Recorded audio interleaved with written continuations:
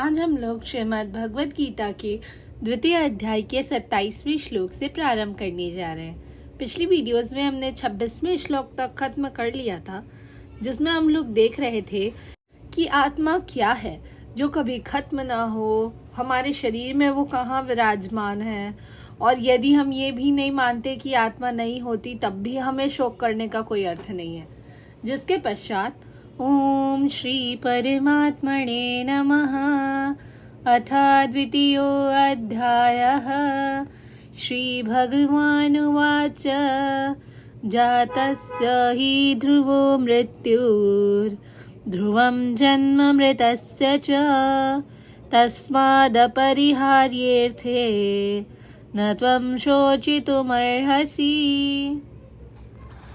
जिसने जन्म लिया है उसकी मृत्यु निश्चित है और मृत्यु के पश्चात पुनर्जन्म भी निश्चित है। अतः अपने अपरिहार्य कर्तव्य पालन में तुम्हें शोक नहीं करना चाहिए। मनुष्य को अपने कर्मों के अनुसार जन्म ग्रहण करना होता है और एक कर्म अवधि समाप्त होने के बाद उसे मरना पड़ता है और फिर उसे दूसरा जन्म लेना होता है। इसी तरह से जो मुक्ति प्राप्त किए बिना इसी जन्म मृत्यु के चक्र में चलता रहता है। जन्म मरण के इस चक्र से वृथा हत्या, वध, युद्ध का समर्थन नहीं होता, लेकिन मानव समाज में शांति और व्यवस्था बनाए रखने के लिए हिंसा और युद्ध भी जरूरी है। ये जो कुरुक्षेत्र का युद्ध है वो भगवान की इच्छा के होने के कारण जरूरी था और सत्य के लिए युद्ध करना क्षत्रिय का धर्म है। तो अपने कर्तव्य का पालन करते हुए वो स्वजनों की मृत्यु से भयभीत या शोकाकुल क्यों थे? वह विधि कानून को भंग नहीं करना चाहते थे, क्योंकि ऐसा करने पर उसे उन पाप कर्मों के फल भोगने पड़ेंगे जिनसे वो ज्यादा भयभीत थे। अपने कर्तव्य का पालन करते हुए वे अपने स्वजनों को, अपने लोगों को मृत्यु को रोक नहीं सकते थे, और अगर वो अनुचित कर्तव्य पथ का चुनाव करते तो उन्हें नीचे गिरना पड़ता। जिसके पश्चात अव्यक्तादीनि भूतानि व्यक्तमद्यानि भारत अव्यक्त निधनान्येव तत्र का परिदेवना। सारे जीव प्रारंभ में अव्यक्त रहते हैं, मध्य अवस्था में व्यक्त होते हैं और विनष्ट होने पर पुनः अव्यक्त हो जाते हैं। अतः शोक करने की क्या आवश्यकता है? ये स्वीकार करते हुए कि दो प्रकार के दार्शनिक हैं। एक तो वो जो आत्मा के अस्तित्व को मानते हैं और दूसरे वो जो नहीं मानते हैं। ये कहा जा सकता है कि दोनों ही दशाओं में शोक करने का कोई अर्थ नहीं है। आत्मा के अस्तित्व को जो नहीं मानते हैं उनको नास्तिक कहते हैं, वेदांतवादी नास्तिक कहते हैं। अगर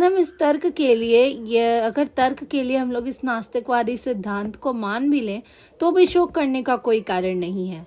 आत्मा के पृथक अस्तित्व से भिन्न जितने भी भौतिक तत्व सृष्टि के पूर्व जो हैं वो अदृश्य रहते हैं, और इसी अदृश्य रहने के सूक्ष्म अवस्था से ही दृश्य अवस्था आती है।